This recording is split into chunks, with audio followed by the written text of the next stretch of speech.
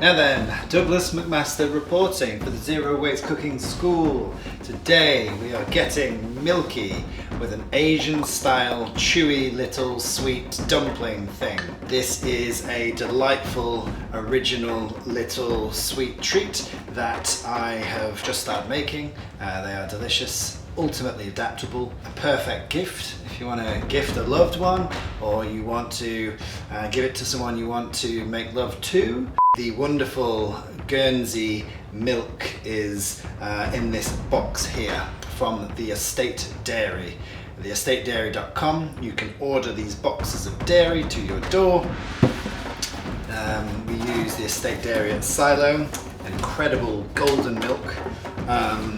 Beautiful milk bottles that can be reused or recycled. Some cultured butter. And then the cream. You can make your own butter and avoid this packaging by buying the cream and churning it yourself. Got milk? Got milk? You gotta drink it, you gotta have a moustache, that's the whole. Okay, let's do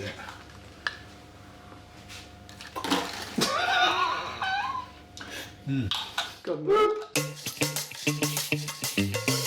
It is time to stir the pot, so we're going to crack to it. Actually, I say pot, we're going to use a non-stick pan.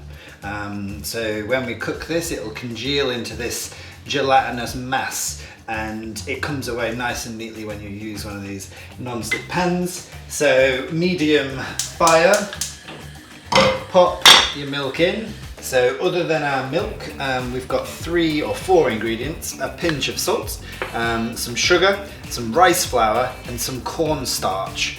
Feel free to use potato starch as well. All we're going to do is whack all of these 4 ingredients into our milk. Keep stirring all the time. It's probably about a 10-minute process. Just stir that pot. So now our milky mass has congealed into what looks like mashed potato. Beautiful. So there you go. See how congealed that is. In my experience, in my history of cooking, I've never cooked anything quite like this, which is why I'm smiling. When it is congealed like this, it's ready to put in a mold.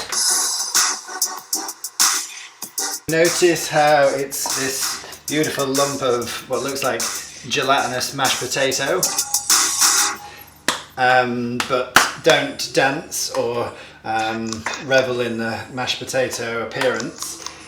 You've got to work quickly and form it into molds. It's a very zero waste production. Take your milk dumplings out of the fridge. So to finish our little milky dumplings, it's nice to dust them with Flavourful powders. Here is this is just dried Yorkshire Rhubarb. See that? Beautiful. Pop it over. If you want to make them really tangy, you can also put a little bit of citric acid onto those. But yeah, you can get really creative with what you top this with.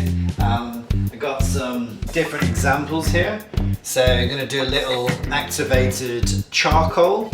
And these are just dug out of Silo this morning. All the fun flavours. You've got lime powder, Shiso salt, and my absolute favourite, Douglas fir pine powder. Once you have created this artwork, then do with them as you will. I'm going to pop them on this plate for us to taste. This is a really good size to make your milk dumplings into if you have one of those little moulds. It's the size of a round grape. That's an 8 out of 10. Love that one. But the rhubarb does look like a nipple. Yeah? Anyway, I put a tiny bit of citric acid on this as well to make it pop. That is amazing. Woo! Yeah, that was a crescendo. Yeah, that is beautiful. So sour, it's so good. It's so good. That is the end of this delicious milky pop-in transmission.